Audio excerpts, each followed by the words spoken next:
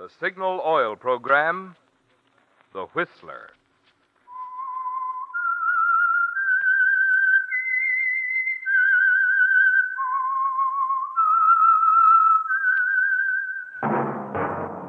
That whistle is your signal for the Signal Oil Program, The Whistler.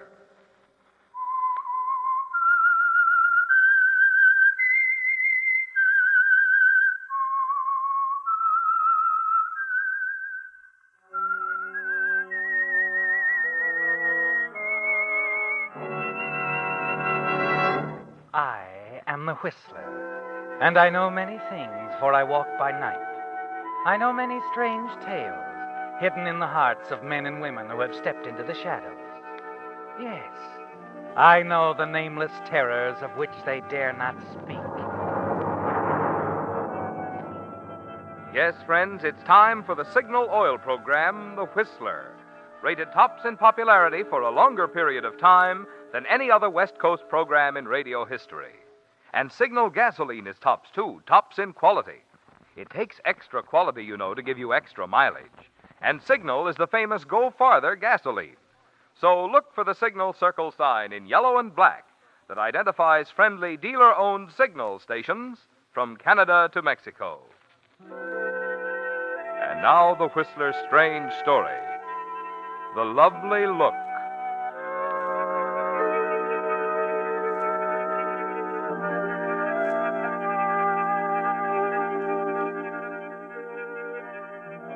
It began quietly, matter-of-factly. Charles Belden would have found it difficult to trace it back to the exact moment when he began to feel as he did toward the girl. Certainly it wasn't love at first sight. Somehow he could still tell himself that he was beyond that sort of thing.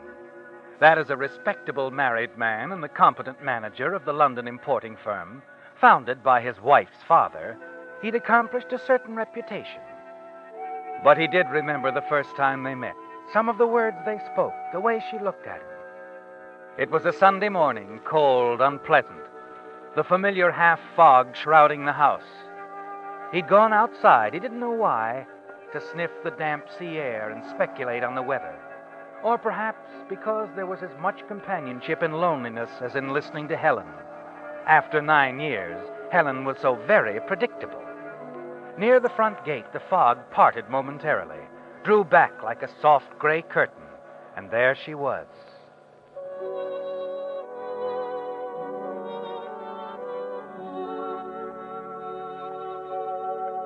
She came walking up the road, hesitated as you discovered one another, silently, and then... Hello. Well, hello. I'm sorry, but I've been walking forever, it seems. I wonder if you could direct me. I'm trying to find the Belden residence. Really? And now that you've found it, Have I? I'm Charles Belden. Oh, Mr. Belden. Of course you don't know me, but I came in response to the ad. Ad? In the London Courier. Perhaps Mrs. Belden placed it. Regarding a housekeeper? Oh, yes. You didn't write her, talk to her on the telephone. No. No, I thought it best to meet her, talk to her in person. I understand you've a problem because of the distance. Quite a problem, yes. Matter of fact, we haven't been able to persuade anyone to stay very long. However, I think it's you... best that I talk to Mrs. Belden? Yes, that's it. More in her province, you know. Come along. I believe she's back from her morning stroll. Daily ritual with her, you know. Here, I'll take your case. Oh, you're very kind, Mr. Belden. Not at all.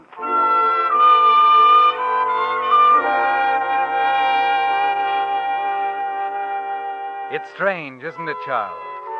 The effect of that brief moment of silence when you first caught sight of her. And going toward the house, taking her to see your wife, Helen, there's a vague awakening, a stirring of something inside of you that suggests a beginning and the end of monotony. And a few minutes later, you find yourself oddly interested in the outcome of Helen's questioning. The interview with... Laurie Edgley. I read of your need in the Courier. I'd rather you had written us, Laurie, or called. Does it matter, Helen? It was thoughtless of me, I know. And I should have thought of references, but if you've no one else in mind, I'd be very happy to work for We you. haven't, have we, Helen? No. However, I'd appreciate a few days' trial, Mrs. Belden. And if you didn't think me efficient... What do you say, Helen? I think Laurie's trying to be fair. Of course, it's up to you. Yes. Very well, we'll try it for a week. Oh, thank you, ma'am. And you, Mr. Belden. Not at all. We've waited some time now. A week can't make much difference. Except that you might not like us. Oh, I don't think that's... We'll discuss it later, Laurie. Come along, I'll show you where you'll stay. Yes, ma'am.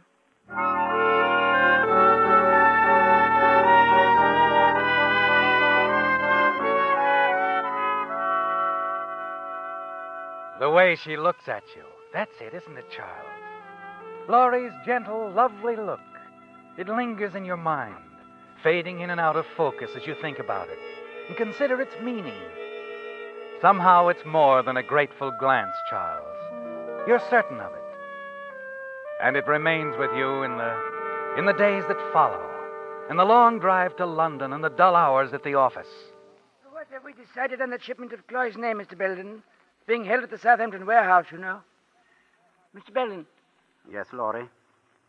What's that, Mr. Belden? Oh, sorry, Jameson. What was it now? The cloisonne, that shipment. Oh, yes. Why, I see no reason why we shouldn't accept it. Take care of it, will you, Jameson? I'm going home early today. Oh? Feeling badly, Mr. Belden? Not at all. I feel fine.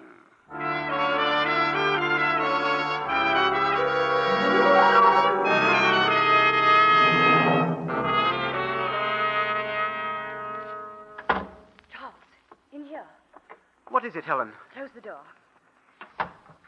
Charles, that young woman, we've got to get rid of her. Laurie, isn't she satisfactory? Oh, as a housekeeper, she's excellent. Well, then I don't understand.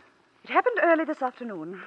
Oh, Charles, it upset me. So Mrs. Wilton drove up from the village. Oh, that busybody. She came to discuss the elections at the club. You know I'm running for the presidency, and I'm counting on her support to put me All right. What happened? Well, Laurie didn't answer the door. I finally had to do it myself. Is that all? Helen, the girl simply hasn't caught on to the routine of things. It isn't that I'm trying to tell you. I spoke to her when Mrs. Wilton had gone. Charles, she asked if she did everything else to our satisfaction, would we mind if she didn't answer the door or take telephone calls? What?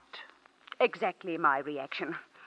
Naturally, I demanded an explanation. Well, did she give one? It isn't satisfactory. Not to me, Charles. What did she tell you? A wild tale. Something about coming out here to get away from someone. Oh? A man. He's in love with her. She professes to be terrified of him. Says that he's threatened to kill her. And you don't believe her? Believe her? There's more to it than that. The girl's a fugitive, Charles. Something of the sort. I wonder. Wonder? Yes, she seems so gentle, Helen, so harmless and gentle, and we've had so much trouble getting anyone to stay. You mean you don't think we should do anything about it? Well, if you insist, I'll talk to her. But you're not at all alarmed about leaving me way out here alone with her. Charles, I'll never understand you. You're careless of me, thoughtless, disinterested in everything. Even my father's company. Helen, please don't speak that. You're going to talk to that girl. Charles, dismiss her. Tonight.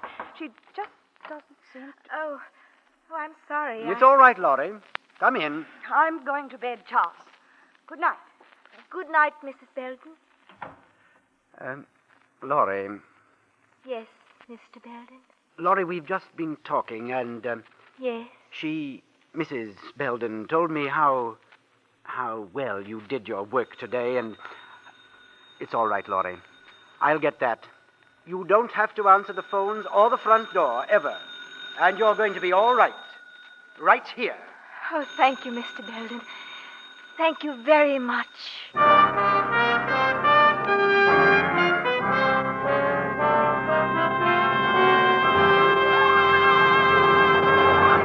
With the prologue of The Lovely Look, the Signal Oil Company brings you another strange tale by The Whistler. You know, out here in Hollywood, where The Whistler is produced, an actor or actress often becomes famous for some one feature, such as the legs or the body or the voice, that folks often overlook the fact that they're also very great at acting. Well, it occurred to me that it's much the same with Signal gasoline. Signal has become so famous as the Go Farther gasoline, many folks forget what makes that good mileage possible: the quality in Signal gasoline. You see, the best yardstick of gasoline quality is mileage. After all, the only way any gasoline can give you better mileage is by helping your motor run more efficiently. And when your motor runs more efficiently, naturally you enjoy quicker starting, faster pickup, smoother power, the kind of performance you expect from a quality gasoline. That's why we say, to be sure of the tops in gasoline quality, just remember two things. One, in gasoline it takes extra quality to go farther. And two, Signal is the famous Go Farther gasoline. And now back to the Whistler.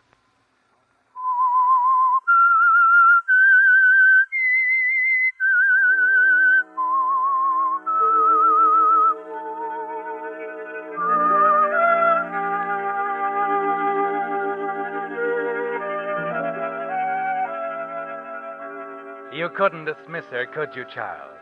Couldn't carry out Helen's demands, no.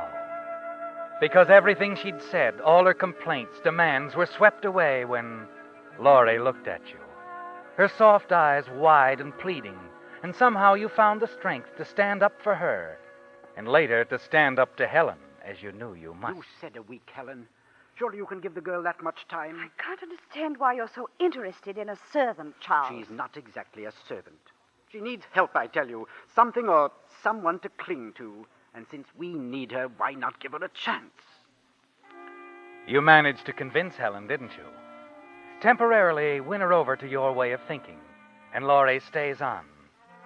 But week after week, the contest between you and Helen is renewed, and her patience is reaching the breaking point. But it doesn't seem to matter, does it? Because you know that Laurie understands. And all the time, the strange, unspoken bond between you is increased. As she attends to your every wish, hangs on every word you say, you wonder how long it will go on, where it will lead. Then the answer finally comes in a phone call to your office. Mrs. Belden calling, sir. Go ahead. Yes, Helen? Charles, I want you to drop around to the employment agency sometime today and see about another housekeeper. Another... Helen, what do you mean? What's the matter with Laurie? I thought can't stand it any longer. I won't have Laurie around another minute. I've discharged her. What? I'm just not satisfied with this arrangement at all. But, Helen... Really, Charles, I don't care to discuss it any further, nor have I the time. I'm due at the club in half an hour. The elections, you know. Helen, will you listen to me? It's no use, Charles. I've made up my mind. I've told Laurie she can stay just one more week, and that's all. For a moment, you sit there, stunned, and then slowly replace the receiver. And as you sit back, trying to think it out, something Helen has said many times passes through your mind. I can't understand why you're so interested in a servant, Charles. Helen called her a servant. You know now, you've known for many, many weeks that she's far more than that, isn't she? She's everything to you, Charles. And just as she has tried to tell you with every action, every look, you suddenly feel the urge to tell her.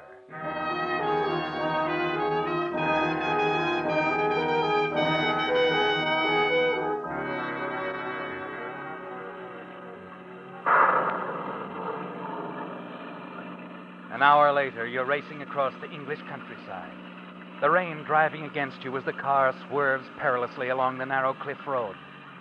Finally, you swing into the driveway, hurry up the steps into the house. Laurie! Laurie! Then you hear it, the movement in the kitchen. You hurry down the hall and catch sight of Laurie. The thunder drowns your voice. She doesn't hear. You move across the kitchen and touch her arm, gently. Oh, Laurie, I'm sorry. I didn't mean to startle you. Mr. Belden. No, it's quite all right. It was silly of me to. But I always think it might be him. I know. Whatever are you doing home at this hour, Mr. Belden? I didn't expect... Well, I left some important papers in my desk. I had to come back from the office. Oh, in this storm, too. What a shame. Oh, here, let me do that. You'll cut yourself. May I fix some tea for you, Mr. Belden, before I go? Go.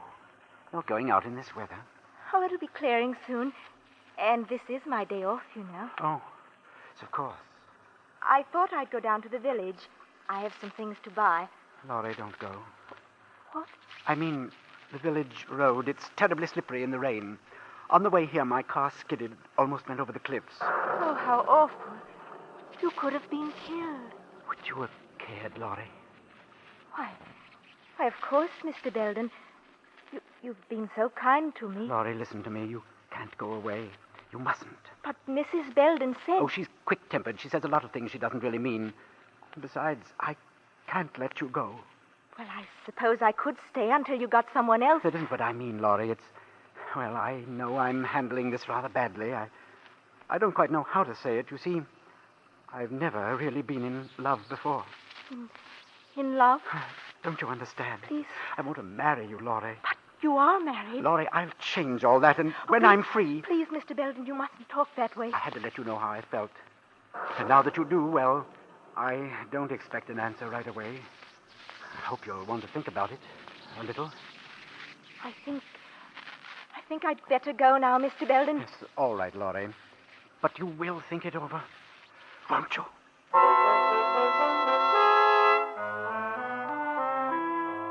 You watch Laurie as she hurries out. Somehow you feel confident that she'll want you to find a way to rid yourself of Helen. But that isn't going to be easy. Divorce is out of the question. Helen would certainly oppose it. And even if she didn't, a divorce would leave you penniless. The importing business, the house, everything belongs to Helen. Moments later in the library, you pour yourself a drink, pace the floor, try to find the answer to your problem. You're so engrossed with your thoughts, you don't hear the car in the driveway, the sound of the front door, and you don't feel the eyes watching you from the hallway. Then... Charles. What? Oh, Helen, I know. You didn't expect me so soon. Well, I thought this was going to be an all-day meeting. It was going to be, yes. I simply walked out on them and came home. Something happened at the club. After all I've done for them. Imagine to elect a silly, illiterate creature like that Mrs. Meglin. I simply don't... by the way, Charles, what are you doing home at this time of day? Well, I... Really, Charles, I could have saved you this early trip back from town. I should have told you that Laurie always goes to the village on her day off. Didn't you know? What do you mean? I know why you came here, darling. You thought I'd be gone all day. You came back to see Laurie, didn't you? Laurie, why, that's ridiculous. Is it? Helen, you can't be serious. Oh, stop it, Charles. You take me for a complete fool. I've noticed the way you watched her. That sick, stupid look on your face, mooning about like a schoolboy. Really. Helen, you're imagining Indeed, things. I never you're did it. So I tell you amusing, Charles. Do you think for one moment she'd be interested in you? Helen, that's enough. You're so terribly dull, darling. So unromantic. Helen! I feel sorry for you. But you'll get over it. Laurie will be gone soon, and you'll go back to your rose garden, your pipe collection. And you'll still have me. Won't you, darling? Charles, where are you going? Charles!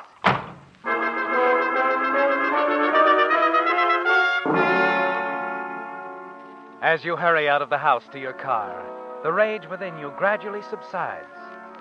For an instant back there in the library, you thought you could have killed her, and you wonder why you didn't. That would have solved everything. Yes, with Helen dead, you'd be free to marry Laurie. Suddenly, as you drive toward the village, the answer to your problem becomes quite clear. And you find yourself thinking of murder, Helen's murder, and you're still thinking minutes later as you stop in the village and enter the tobacco shop. Morning, Mr. Belden. Good morning, Matthew. Seems like it's clearing up a bit, eh? Quite a storm we had last night. Yes, it was. What's going on over at the constable's office? I noticed quite a few people. Oh, that bit of excitement we had. Constable and some of the lads brought a man down from the cliffs. Oh, the cliffs. Tourist chap, staying over at the inn. Decided he'd take a bit of a stroll early this morning. Lost his footing.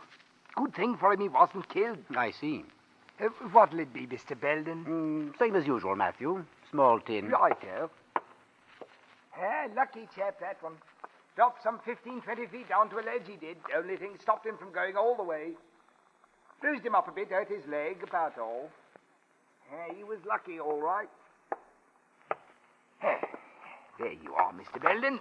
Thank you. Might be wise to caution Mrs. Belden about what happened this morning. She still goes for her walk along the cliffs every morning, doesn't she? Oh, yes. Yes, she does. Yeah, the cliffs are dangerous in this kind of weather. Yes, you're quite right. Never can tell what might happen, you know. No, you never can tell.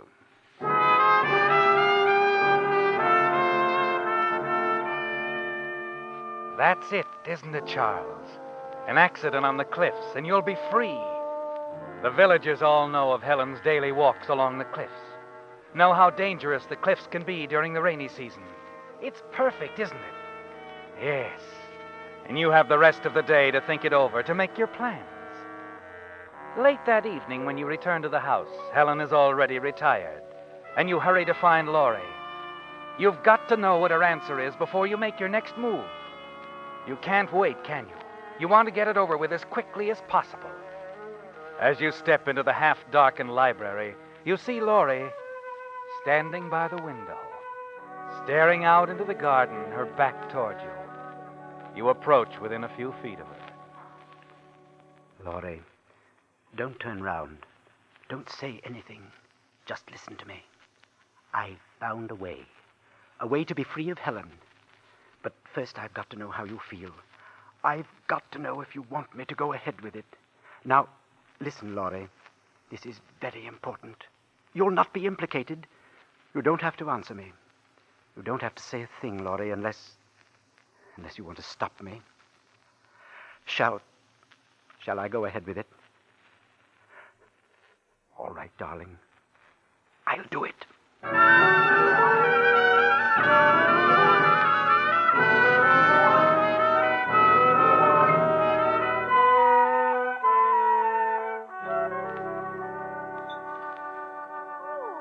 Charles. Morning, my dear. My, you're up bright and early. Rather a surprise.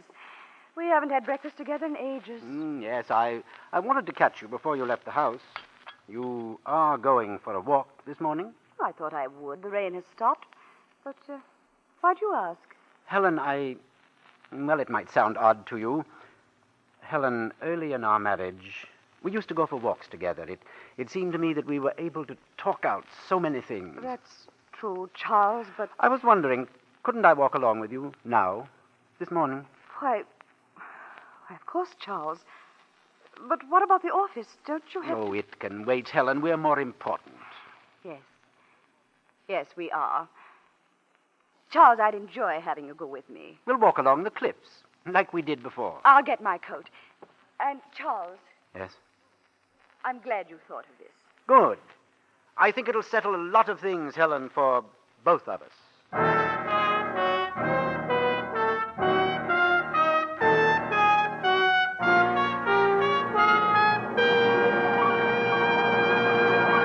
The Whistler will return in just a moment with the strange ending to tonight's story.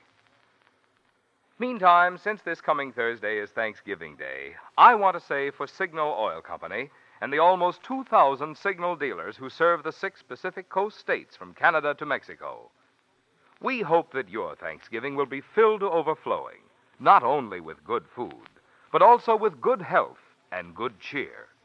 Certainly all of us can be thankful from the bottom of our hearts that we're living in America, the land of abundance and freedom for all. We of the Signal Oil Company like to feel that in our 17 years of serving the West, we have played a part in furthering the way of life that is America. Because Signal dealers are in business for themselves, they are carrying on the tradition of the independent businessman who has played such an important role in building America. And Signal Oil Company, by supplying its dealers with constantly finer products, is helping them keep ahead of that ever-present healthy competition, which is the key to America's continuing progress. Competition which helps all of us here in America enjoy the highest in the world standard of living. And now back to the Whistler.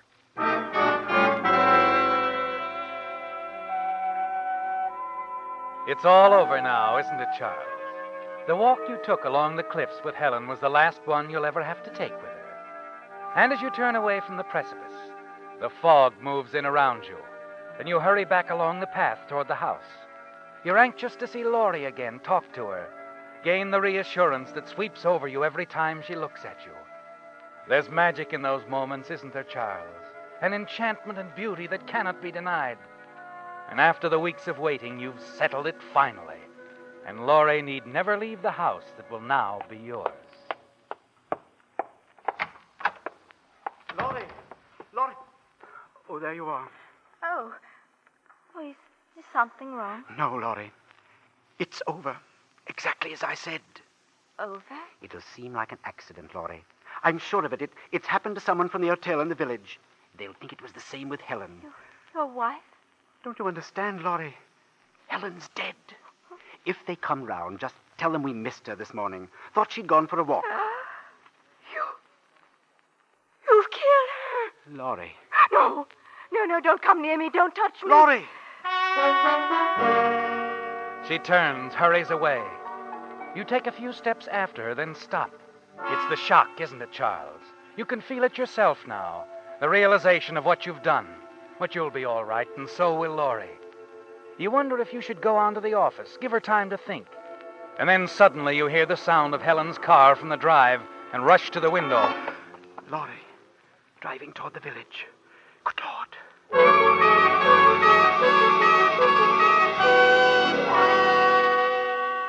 Racing after her in your own car, a dozen thoughts pound in your mind as you wonder what you've done wrong. Perhaps it was the way you told her, the suddenness of it, the cold shock. And then you see Helen's car parked at the curb. You stop, step out, and realize too late that you followed Laurie right to the constable's office, where he's talking to her. And then, as you turn to hurry away... Just a moment, Belden. I wouldn't try to get back in that car if I were you. What's the matter, Constable? I have a few questions to ask you. Laurie here tells me you've killed your wife. She told you. Yes, just now. But she was in on it herself. She knew I was going to do it. I told her and she didn't stop me. No, that's not true. But, Laurie, last night in the library, you were standing by the window, looking out into the garden. The library? Last night? Why, I didn't even see you. But you heard me, Laurie. You must have. Just a moment, Belden. If Laurie says she didn't see you, she couldn't have heard you. What? Don't you understand? That's why I couldn't answer the doorbell, the telephone. That's why I made up that story of the man who was supposed to be threatening me. Belden, haven't you ever noticed the way Laurie looks at you? Yes. A lovely look. She has a good reason for that look. You see, Laurie can't hear. When she looks at you like that, she's reading your lips.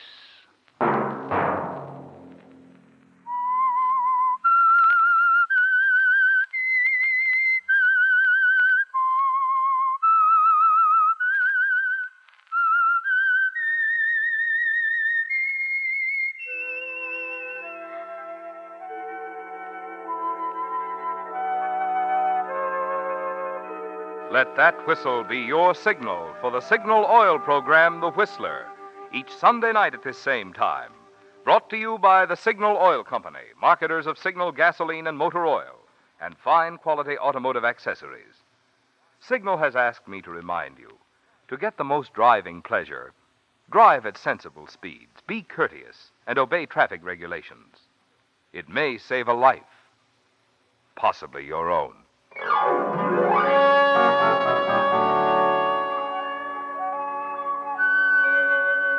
Featured in tonight's story were John Hoyt, Laurette Philbrandt, and Mary Lansing.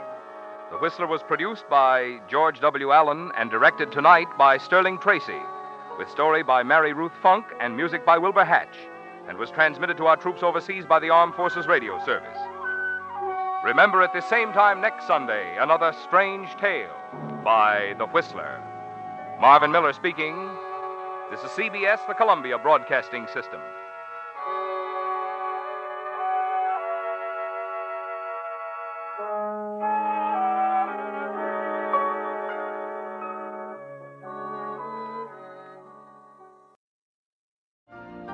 You've been listening to the OTR Gold Network. Find more classic radio at otrgold.com.